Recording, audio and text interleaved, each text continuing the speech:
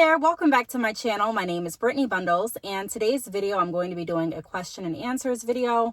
If you're following me on my Instagram or my business Instagram, which is badchickhair_biz, then you would have seen that I posted on my stories to send me in questions, DM me questions related to your business, and I'll be more than happy to create a video and go over them. So this video is doing just that. I got some questions from the DMs as well as questions from emails and questions from my text messages. I randomly chose the questions like I typically do. So if you don't hear your question answered in this video, still make sure that you continue to send your questions. That way I can create another video and get to your question later on. So before we get into the video, I do have my glasses on today. I've been getting headaches, and typically when I get headaches, I put my glasses back on for a few days and my headaches seem to go away. So I'm going to try that. I know you've probably never seen me with my glasses, and so I may look a little different, but just wanted to put that out there. Let's get right into the video. Before we do though, be sure to give the video a thumbs up. Make sure that you are subscribed, and let's get right into it. So the first question that I want to answer is how do I stay motivated with my business? I have a whole playlist, a motivational playlist. So I'm going to put that down below this video. So that if you ever feel discouraged, you can listen to some of my motivational videos, and hopefully that encourages you to continue moving forward. However, to stay motivated, the way that I stay motivated is I continue to remember why I'm doing what I'm doing. If you find something that you're passionate about, it's really easy to stay motivated to it and commit to it.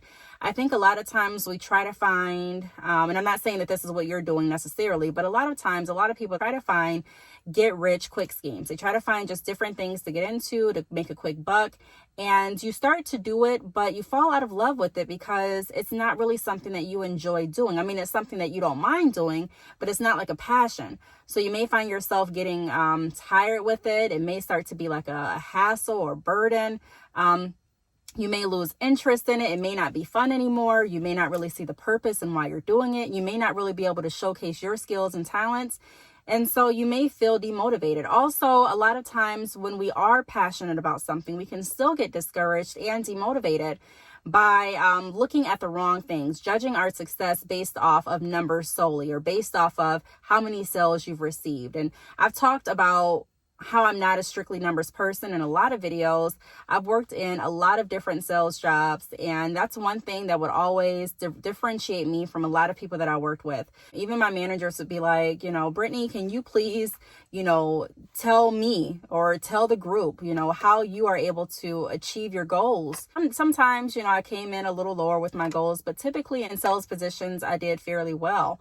And not just because I focused on necessarily meeting my sales quota, but I focused on doing the right steps. I focused on treating my clients right. I focused on making sure that I strengthen up every single area instead of just one area. And so I use that same mentality during my consultations, and I use that same mentality when I give information through YouTube.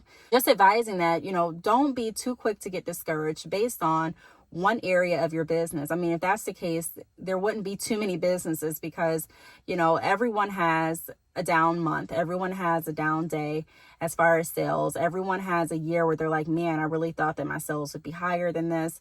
But we have to look at the overall picture. And even when you aren't reaching your sales goals, give yourself a pat on the back for the things that you are doing correctly. I think that's very important to keep you motivated because everyone wants to hear what they're doing good.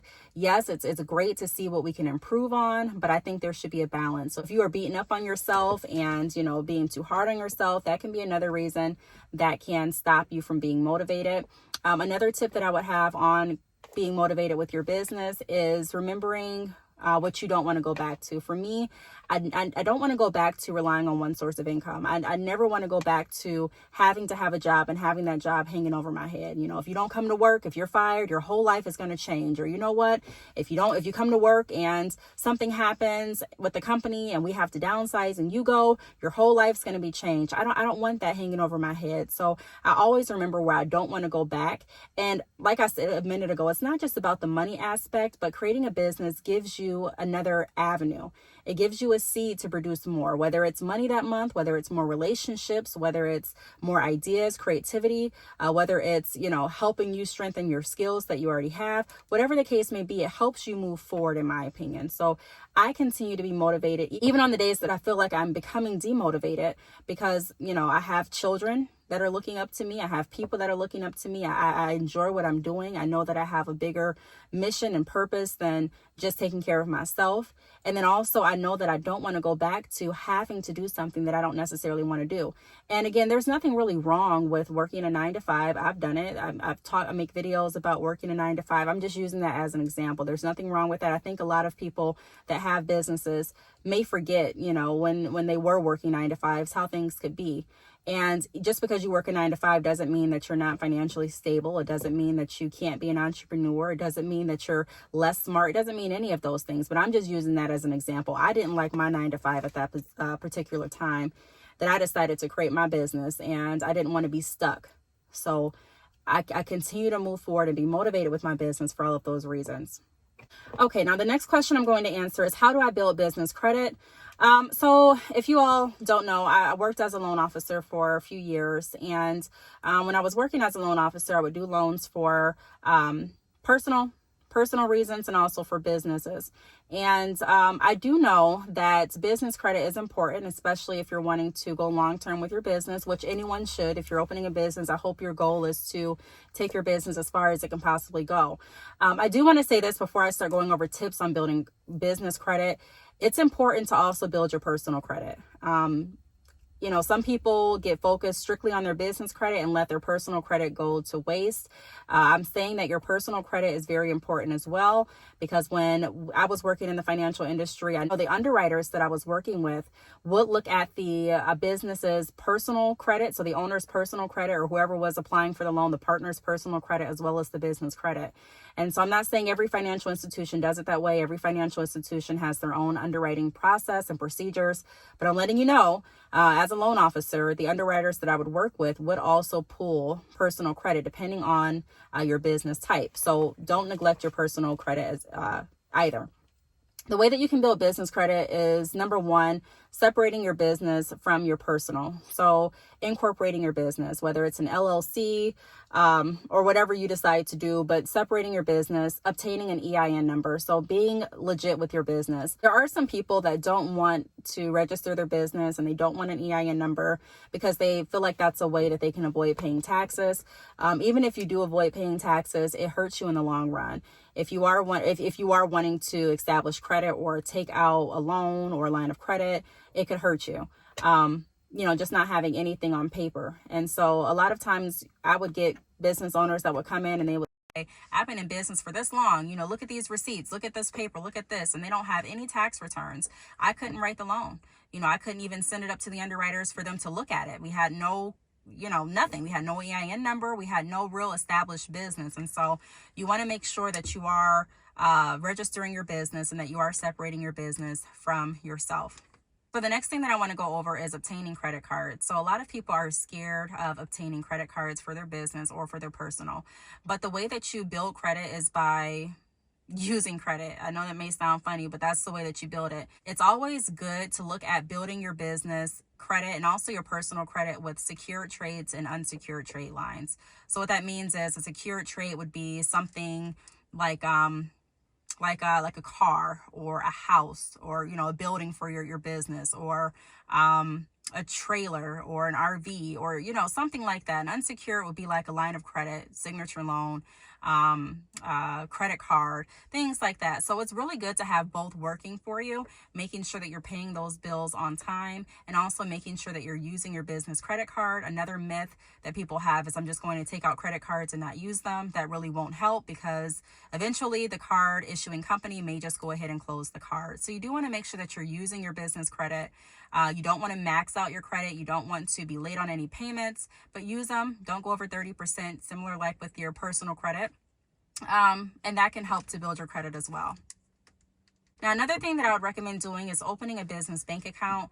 That's not necessarily going to just build your credit by opening a business bank account, but it does help to build your relationship with your financial institution on the business side. So if you do need to take out a loan, or if you do need to take out a line of credit, they can look at your business account, see that you have a established business, that you did separate your business from yourself as far as incorporating your business, obtaining an EIN number so your business is registered.